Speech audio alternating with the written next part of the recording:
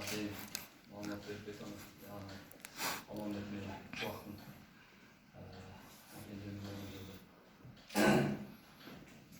окуяны өзүнөн баштай келсең, маалымат берип кетсең, стат түшүнбөй калбайт.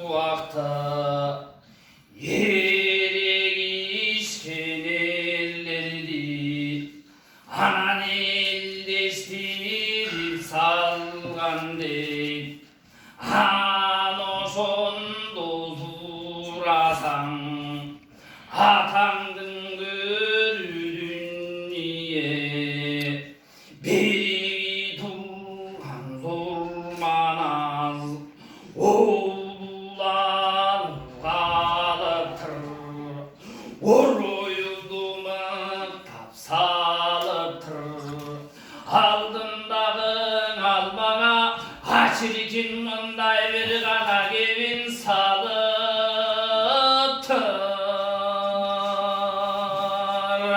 Kağılayın Almanbet olduğa jolgo salganan, uşu turgan bezinin hayradan joldu salganan.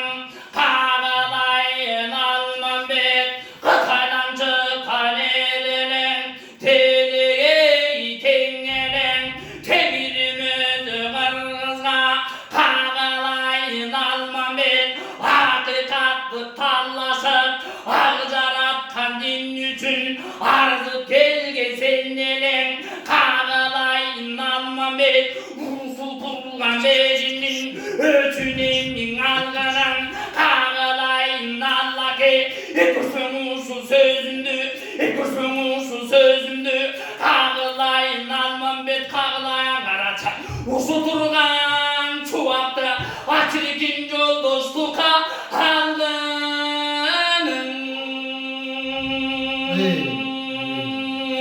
Amanasın mınday aytkanda, anoşondo karaça, Almanbet mınday gelip aytak. Kağılayın manasım, tentü geldim kim üçün, tegdim manas sen üçün, arzım geldim kim üçün, hakikatı tallasıp, ağcar atkan din üçün. Kağılayın sen manas, hep kursum usul sözümdü.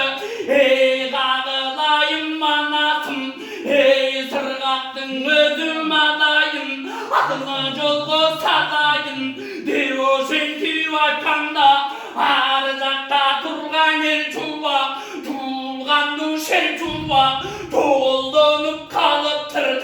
Kayra baştan karaça, kızı vermi kalıptır. Çimekçi oldu sızıttı, Almanbet'in özüne, anoşondo karaça. Kağılayın kalayın, kılaşı oldu kızıttı. Kağılayın Almanbet, emi jolgo varayın, eli kişi vadayın. Usu turgan bejinge, birge joldu çadayın. Devo sendip karaça, bunday evin aytkanda, alaken mınday kıyvata. Bizge saygan elmedi, çocuğup gettin Almanbet, anoşondo karaça. Aypasa boldun em ayta, anoşondo batırın, bunda mınday dev ayta. Kağılayın çuvağım, ey arga çandan bir kaçan, canına жүрgөнüm nağım. Aytam sözüm bu val, birinin dayı bu mınday.